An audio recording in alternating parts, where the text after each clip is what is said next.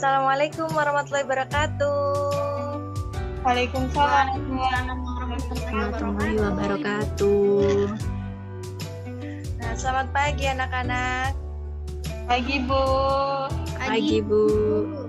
Nah, puasanya masih lancar? Alhamdulillah Bu, lancar. Alhamdulillah masih Bu. Alhamdulillah. Oke, sebelum kita memulai pembelajaran pada pagi hari ini, silakan kepada Mbak Asna ya bisa memimpin teman-temannya untuk berdoa terlebih dahulu. Silakan. Baik Bu. Sebelum kita belajar pada pagi hari ini, alangkah baiknya kita berdoa terlebih dahulu. Berdoa dimulai.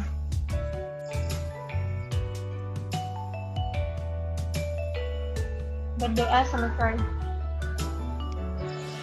Terima kasih kepada Mbak Asna. Hari ini masuk semua atau ada yang berhalangan hadir?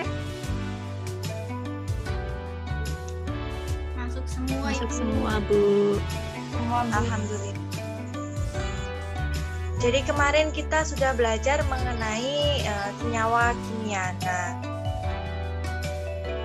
apa pengalaman atau ilmu yang sudah kalian dapat pada pembelajaran kemarin mengenai senyawa kimia? Dalam kehidupan sehari-hari tentunya kalian banyak sekali ya menemukan contoh-contoh sederhana ataupun yang jarang kita ketemu di kehidupan sehari-hari. Nah, apa pengalaman yang dapat kalian peroleh?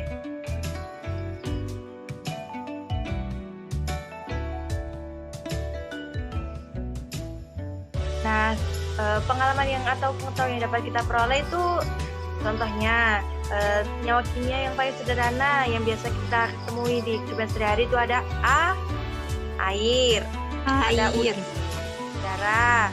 Udara. Ya, udara itu sangat bermanfaat tentunya untuk kita karena kita menghirup oksigen yang termasuk salah satu jenis senyawa kimia. Nah, anak-anak, hari ini kita akan belajar mengenai larutan elektrolit dan non-elektrolit. Tadi malam siapa yang sudah belajar? Atau ada yang belum belajar sama sekali? Saya belum belajar Ibu. Ya Bu, sedikit-sedikit. Saya juga Ibu. Alhamdulillah masih ada yang belajar. Nah, hari ini kita akan belajar mengenai larutan elektrolit dan non-elektrolit. Teman-teman di sini rumahnya ada yang dekat laut atau sungai? Saya Bu. Oke, Mbak Ika rumahnya di dekat laut. Nah, biasanya mayoritas pekerjaan apa yang paling banyak di daerahnya Mbak Ika? Mayoritas mereka mempunyai tambak Bu. Oh ya, berarti ada yang jadi nelayan ya di laut mencari ikan. Iya. Ada Bu. Kalau begitu, pasti teman-teman di sini pernah melihat orang yang mencari ikan dengan cara disetrum. Ada yang pernah lihat? Iya, pernah Ibu. Nah, kalau yang pernah lihat itu pasti tahu ya, yang disetrum tuh ikannya apa airnya? Airnya. Nah, kenapa air disetrum tapi ikannya yang mati? Apa ikannya pingsan ya? Iya, ikannya.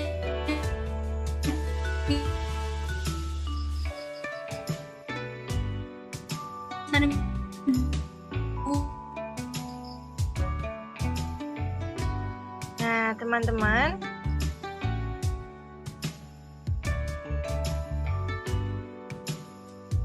Iya Bu. jadi di dalam kehidupan sehari-hari kita pastinya sudah sering ya melihat orang mencari ikan. Nah, kalau orang mencari ikan dengan menggunakan setrum, itu yang disetrum adalah airnya. Loh, kok bisa Bu airnya yang disetrum, kok ikannya yang mati?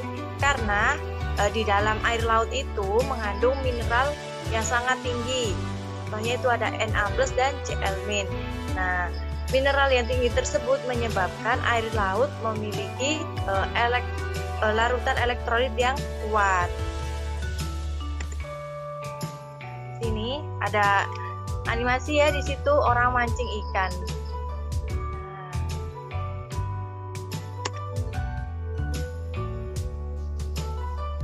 Kompetensi pembelajaran yang akan kita capai di sini yaitu dapat menganalisis sifat larutan berdasarkan daya hantar listriknya. Kemudian tujuannya apa kita mempelajari materi ini, yaitu diharapkan anak-anak semua dapat menjelaskan larutan, pelarut, dan zat terlarut.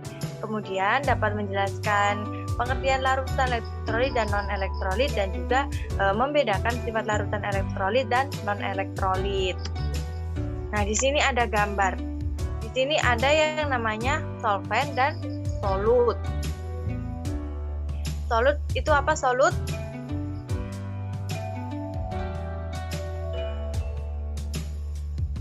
Solut itu zat terlarut, sedangkan solvent itu pelarut.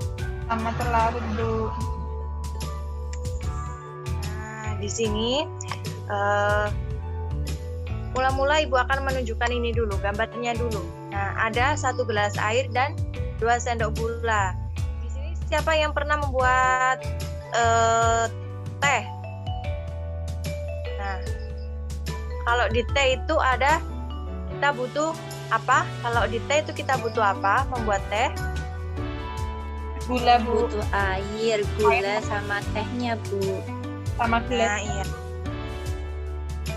Nah, air itu merupakan apa? Air Pelarut, Bu. pelarut. Nah, sedangkan gula kan Zat zat terlarut. terlarut. Ini. Jadi teman-teman kalau pernah membuat teh pasti tahu ada air sebagai pelarut dan gulanya sebagai zat terlarut. Kemudian gula itu diaduk hingga menjadi homogen.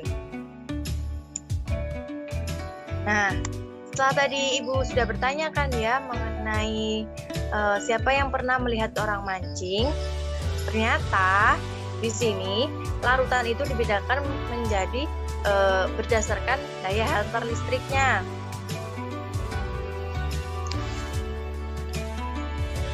Yang pertama yaitu berdasarkan daya hantar listriknya itu ada larutan elektrolit dan larutan non-elektrolit.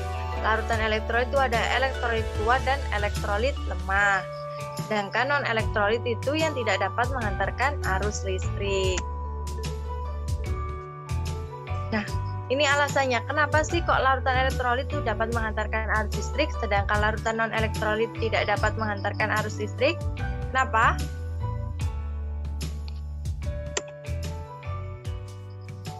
Karena larutan elektrolit bisa mengantarkan listrik yang mengandung ion-ion yang bergerak bebas, sehingga dapat mengantarkan arus listrik melalui larutan.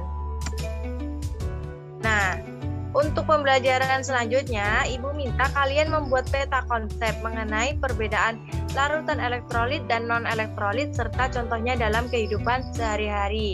Peta konsep tersebut akan dikumpulkan minggu depan sebelum kita memulai pelajaran. Bisa dimengerti? Bisa, Bu. Bisa, Bu. Halo, bisa dimengerti? Bisa, Bisa, Bu. Ibu. Oke, baiklah. Jadi siapa yang bisa memberikan kesimpulan mengenai pembelajaran pada pagi hari ini?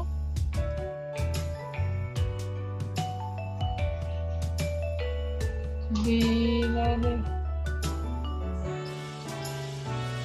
Tadi belajar tentang larutan elektrolit dan non-elektrolit, Bu.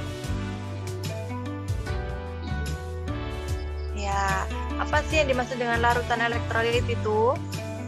Ada yang bisa jawab apa? Kalau elektrolit yang menghantarkan listrik, Bu. Kalau yang non itu yang tidak dapat menghantarkan listrik. Oke, berarti sudah mengerti ya. Nah, Nanti apabila ada yang kurang jelas, ditanyakan lagi kepada Ibu. Untuk itu, mari kita tutup pembelajaran pada pagi hari ini dengan bacaan hamdalah. Alhamdulillahirabbil. Alhamdulillahirabbil alamin. Terima kasih atas perhatiannya dan mohon maaf apabila ada kesalahan kata ataupun penyampaian informasi. Ibu tutup. Wassalamualaikum warahmatullahi wabarakatuh. Waalaikumsalam warahmatullahi wabarakatuh. Terima kasih Bu Puja. Terima kasih Bu. Sama-sama. Terima kasih Bu.